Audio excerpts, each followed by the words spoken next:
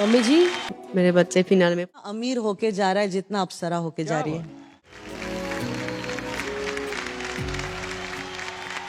खुलुमबाय बयखौबो फिन खनसे गोदान भिडिअ बरायबाय तो सिगाङावनो फोरमायहरनो नागिरदों जे लाइटनि प्रब्लेम ओमफ्राय एसे खोमसि नुदों आरो थेवबो नैबे भिडिअखौ बानायनाय जाबाय। तो लोगोफोर बे समाव नोंथांमोननि गेजेराव सुपार डेन्सार चैप्टार 5 नि जे आपडेट फिन आं नोंथांमोननो होनो नागिरदों। तो नोंथांमोना नुगासिनो जोंनि बर'नि फिसा अप्सरा बर' सिस्टारा जे सुपार डेन्सार चैप्टार 5 आव नैबे फाइनाल राउन्ड ग्रेन्ड माहा फाइनालि बेसिम सफैबाय आरो बेवहाय नैबे सेटारडेनि गेजेराव 11 तारिख सेटारडेनि गेजेराव मोजां मोनसे पारफरमेन्स खालामबाय आरो बेनि गेजेराव गोबांथार माखासे बाथ्रा आरो अप्सरा बर' सिस्टारनि बिमा बिफा आरो बेजों लोगोसे गोबां जाजेसफोरनि गोबां माखासे बाथ्राफोर फोरमाय। तो नोंथांमोना नैबे भिडिअखौ जोबजासिम नायलां। तो लोगोफोर आं सिगाङावनो नोंथांमोननो फोरमायखादोंमोन जे अप्सरा बर' सिस्टारा सुपार डेन्सार चैप्टार 5 आव सनि एन्टारटेनमेन्ट लाइभ टेलिभिजनाव जाय साननिफ्राय पारफरमेन्स खालामबोदों बा एपिसड खालामबोदों बै समनिफ्रायनो मोनफ्रोमबो सप्तायाव माने जेनबोआखै आरो मोनफ्रोमबो सप्तायाव जायगाखौ आवग्रिबोबाय थानो हादों। दा नैबे बाथ्राखौ लाइभ टेलिभिजन एन्टारटेनमेन्टनि जे गेदेर जाजेस जायखौ गीता कुमार मा होननानै मिथियो गीता मेमा बे बाथ्राखौ आरो फिन फोरमायबाय अप्सरा बर'नि सायाव मोजां माखासे बाथ्रा फोरमायदों। आरो नैबे सप्तानि गेजेराव जे 11 तारिखनि सुनिबारनि जे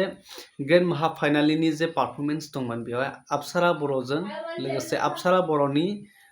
सुपार गुरु पंकज थापा बिसोर सानैनि गेजेराव मोजां मोनसे पारफरमेन्स खालामबाय आरो बे पारफरमेन्सखौ नुनानै बलिउडनि मुंदांखा जाय कमेडियानबो एक्टर आरो गोबां माने फेमास एक्टर गविन्दाया अप्सरा बर'नि पारफरमेन्सखौ आरो पंकज थापानि पारफरमेन्सखौ मोजां मोननानै बिनि गेजेराव मोजां माखासे बाथ्रा फोरमायदों आरो गीता मेमाबो बेवहाय गोबां माखासे बाथ्रा फोरमायबाय अप्सरा बर'नि सायाव आरो लोगोसे नैबे पारफरमेन्सनि गेजेराव अप्सरा बर'नि बिमा आरो अप्सरा बर'नि बिफानि गोसोनि बाथ्रा बिथांमोननि साननाया माबायदि बे बाथ्राखौबो नोंथांमोना नुनो मोनगोन। आं नोंथांमोननो नैबे ससे भिडिअ क्लिपखौ होगोन नोंथांमोना नायनानै लाग्रो। अप्सरा जो भी मंशाएं लेके आई थी हर हफ्ते जीते ने कहा कि आज से तुम पढ़ाई करो, इसकी जिम्मेदारी हमारी। ये फिर जीती वहां पर एक बड़े मंच पे तो समझ में आता है कि सुनहली कान की बालियां नहीं होती हैं, सुनहली धान की बालियां होती हैं। ये क्या बात। जो सुपर डेंसर चैप्टर 5 शो है ना, वो सिर्फ अपने टैलेंट के लिए नहीं होता है, सब अपने जो घर का परिवार का प्यार होता है वो भी इधर होता है। तो मैं सुपर डेंसर चैप्टर 5 को थैंक यू बोलना चाहती हूँ। थारैनो नोंथांमोना बुजिबाय नुबाय बेवहाय अप्सरा बर'नि सिस्टारनि जे बिमा बिफाया गोबां माने गोसो गोरबोनिफ्राय गाबखांनानै इमोशनेल गोसोजोंब्लाबो फिसाजोनि जे ग्रेन्ड माहा फाइनालिसिम मोनफैनो हानायनि थाखाय बेसेबां गोजोननाय फोरमायदों आरो बेवहाय गीता मेमाबो जोबोर मोजां माखासे बाथ्राफोर फोरमायदों आरो गबिन्द सार बिथाङाबो। तो नैबे ग्रेन्ड माहा फाइनालिनि जे टेलिकास्ट जानो गोनां दा बेयाव सोर विनार जागोन सोर माने बे ग्रेन्ड माहा फाइनालिनिफ्राय आउट जागोन बिनि टेलिकास्टआ दिनैनि बे सुनिबारनि दिनाव जायाखै। तो दिनै सानडे 12 तारिखनि सानडे नैबे सानडे खालि 12 तारिखआव बिनि गासैबो टेलिकास्ट आरो सोर विनार जागोन आरो सोर आउट जागोन सोर थागोन नैबे दिनैनि हरनि गेजेराव बा सानडेनि गेजेराव बेखौ गासैबो फोरमायजोबसिगोन आरो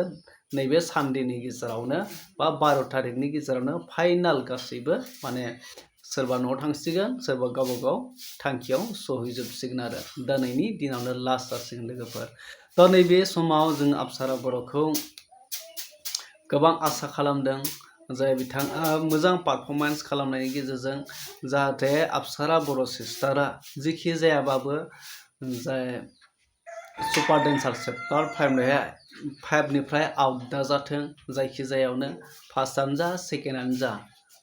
विनार जानो हायाब्लाबो सिस्टारा जायखि जाया मोनसे प्लेटफर्माव जिखुनु मोनसे सिटआवबाबो आवग्रिना थानो हादों बेखौ आसा खालामनाय थाबाय जे नैबे दिनैनि जे ग्रेन्ड फाइनालियाव जे टेलिकास्ट जागोन बेनिफ्राय आउट जानाङा बेखौ जों बयबो आसा खालामनाय थाबाय थ' लोगोफोर बेनोसै नोंथांमोना बिनि सायाव मा फोरमायनो सानो कमेन्ट सेक्सनाव थांनानै कमेन्ट खालामदो लोगोफोर भिडिअखौ हाजासे शेयार खालामदो